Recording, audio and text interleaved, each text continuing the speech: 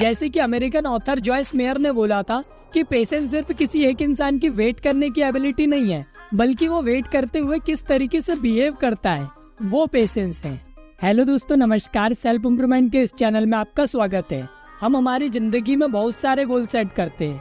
बचपन में ये गोल एग्जाम से रिलेटेड होते हैं, जवानी में करियर और हेल्थ, फिर फैमिली बिल्ड करना, फिर रिटायरमेंट प्लान। हर गोल तक पहुंचने के लिए एक चीज की सबसे ज्यादा जरूरत पड़ती है और वो है पेशेंस। पेशेंस का मतलब ये नहीं कि आप अपनी लाइफ के बेहतर होने का बस इंतजार कर रहे हैं। इसका मतलब ये है कि आप एक पॉजिटिव एटीट्यूड के साथ अपने गोल में लगने वाले समय को एक्सेप्ट कर रहे हो और कोशिशों को कंटिन्यू कर रहे हो। पेशेंट रहने पर आप बेटर डिसीजन ले पाते हो, अपने इमोशन को स्टेबल रख पाते हो और हर काम में जल्दी मचाने की बजाय प्रोसेस को एंजॉय करते हो। आजकल के लोगों में पेशेंस की बहुत ज्यादा कमी है, जिसकी वजह से अक्सर वो लोग अपने गोल के आसपास भी नहीं पहुंच पाते और बस बड़ी बड़ी बातें करते रह जाते हैं।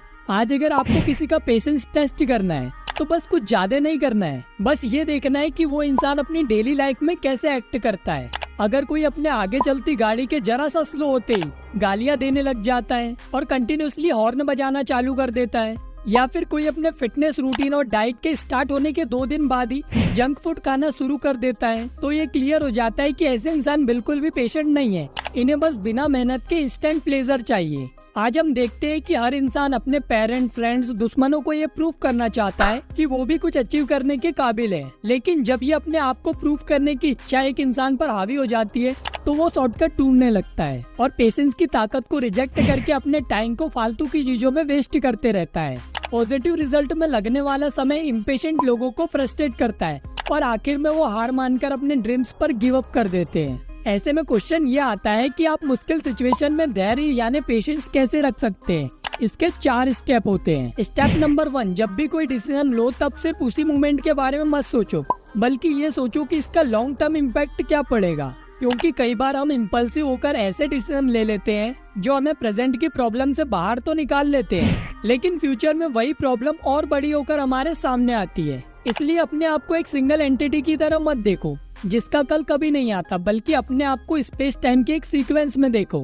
यानी आप सिर्फ एक नहीं हो, बल्कि एक आपका आज वाला वर्जन है, एक अगले दिन वाला, एक परसों वाला, एक अगले हफ्ते वाला, एक अगले महीने वाला, एक 5 साल बाद वाला। ऐसे में ही आप अपने आप में एक कम्युनिटी की तरह काम करते हो। तो जब भी आप किसी मोमेंटरी प्लेजर के पीछे भागते हो, किसी पर गुस्सा करके अपना रिलेशन खराब कर लेते हो या फिर गिव अप करने की सोचते हो, तो ये याद रखो कि आपके ये डिसीजन आपके फ्यूचर पोटेंशियल को डिस्ट्रॉय कर रहे हैं। स्टेप नंबर 2, इस बात का पता लगाओ कि वो क्या चीज है जिससे आप अपना पेशेंस खो देते हो। अगर आपको अपने ट्रिगर्स और वीक पॉइंट पता होंगे तो आप एक योजना बनाकर किसी भी मुश्किल सिचुएशन को इजीली फेस कर सकते हो। लेकिन अगर आपको यही नहीं पता होगा कि कौन सी चीजें आपको बार बार सेम गड्ढे में धकेलती है, तो आप उस गड्ढे से बाहर कैसे निकलोगे। अगर आपको रेगुलरली बहुत गुस्सा आता है, आप इजीली उदास हो जाते हो, अपने आप को डाउट करने लगते हो, या आपको अपने अंदर एक एम्प्टीनेस फील होती है, तो इन सरफेस लेवल साइन को फॉलो करो और उनकी रूट तक जाकर देखो कि वहाँ क्या है। क्या ये आपकी एक लर्न हैबिट है या फिर ये एक ट्रॉमा है। किसी भी केस में शुरुआत अपने ट्रिगर्स पर अटेंशन पे करने से ही होगी। स्टेप नंबर 3, अपने स्ट्रेस को मैनेज करो। क्योंकि हम में से ज्यादातर लोग अपनी पेशेंस तब खो देते हैं जब हम बहुत ज्यादा स्ट्रेस आउट होते हैं। ऐसे में ये जरूरी है कि हम अपनी रूटीन में वो हैबिट शामिल करें जिससे हम अपने स्ट्रेस और एंजाइटी से इजीली डील कर पाए। Deep breathing, quality sleep, exercising या मेडिटेशन, ये सब कुछ ऐसी चीजें हैं जो आपको अंदर से शांति और पेशेंस बनाए रखने में मदद करेंगी। स्टेप नंबर 4, कभी भी अपने आप से और दूसरे से अनरीजनेबल एक्सपेक्टेशन मत रखो। इसका मतलब ये नहीं है कि आपने कोई स्टैंडर्ड ही सेट नहीं करना है कि कब कितना अचीव करना है या फिर किस तरह के लोगों के साथ हैंग आउट करना है। लेकिन जब भी आप अपनी एक्सपेक्टेशन को एक्सट्रीम में ले जाते हो तब वो चीज हानिकारक बन जाती है। जैसे कि आपने कोई एक नई लैंग्वेज सीखना शुरू किया है, तो अपने आप से ये एक्सपेक्ट मत करो कि आपको 1 हफ्ते या 1-2 महीने में ही वो लैंग्वेज आ जाएगी। या फिर अभी अभी आपको एक बिजनेस आइडिया आया है, तो ये एक्सपेक्ट मत करो कि आप देखते ही देखते बहुत अमीर बन जाओगे। अपने हर सपने को पेशेंस की फाउंडेशन पर बिल्ड करना शुरू करो, सिर्फ तभी आप इस दुनिया में कुछ अच्छा कर पाओगे। जैसे कि अमेरिकन ऑथर जॉयस मेयर ने बोला था कि पेशेंस सिर्फ किसी एक इंसान की वेट करने की एबिलिटी नहीं है, बल्कि वो वेट करते हुए किस तरीके से बिहेव करता है, वो पेशेंस है।